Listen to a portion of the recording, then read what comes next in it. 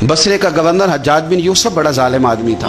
तो हज़रत सईद बिन जुबैर रज़ी अल्लाह ताला अन्हु एक किताबी बुजुर्ग थे, तो आप ना उसके गलत कामों पर उसे टोका करते थे।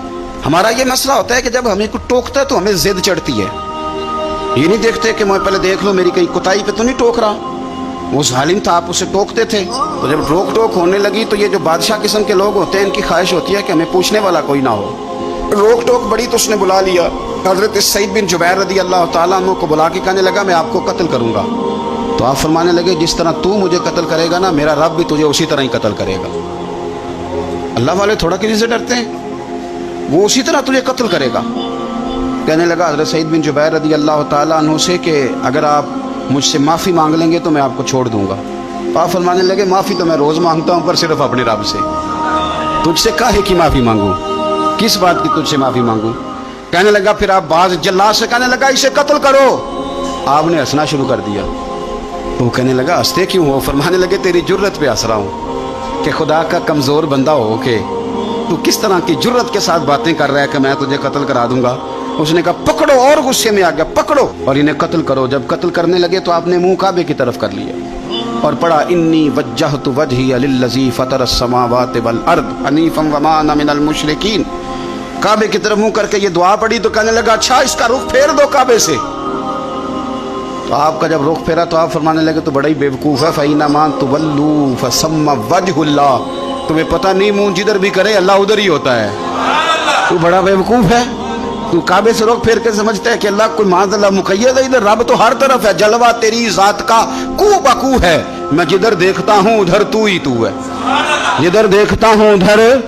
जे मैं तेनू अंदर जाना तो फिर मुक़य्यद जाना, तो जे मैं तेनू बाहर जाना तो अंदर कौन समाना। अंदर भी तू है ते बाहर भी तू है ते बुल्ला कौन नुमाना। फरमाया कि भाई हर तरफ ही अल्लाह है। अब उसने पता क्या किया, आपको जब कत्ल करवा रहा था ना तो हज़रत सईद बिन जुबैर ने हाथ उठाया कि अल्लाह मेरे बाद इसे किसी और को कत्ल करने का मौका ना देना। मैं इतनी बात किसी और पर इसे मुसल्लत ना करना। हज़रत सईद बिन जुबैर कत्ल हुए, शहीद हुए तो इतना खून बहा, इतना खून बहा कि खून बंद ही नहीं होता, इतना खून।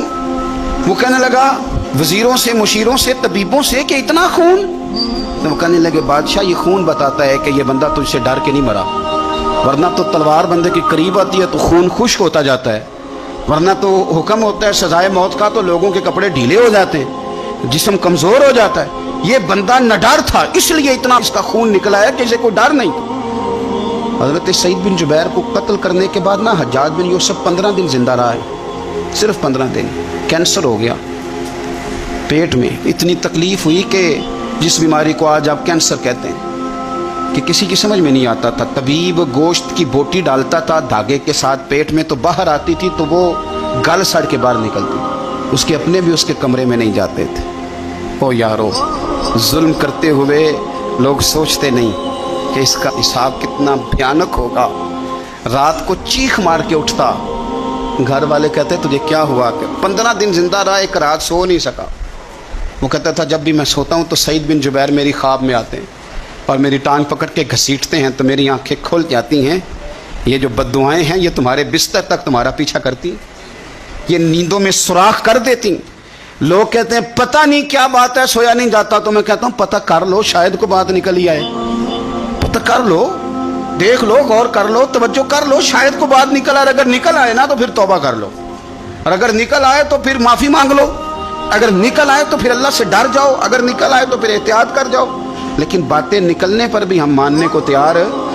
तो ये मत समझे कि जब इंसान किसी का जुल्म करेगा तो वो चैन की नींद सोएगा। जी हो सकता जैसा करोगे फिर वैसा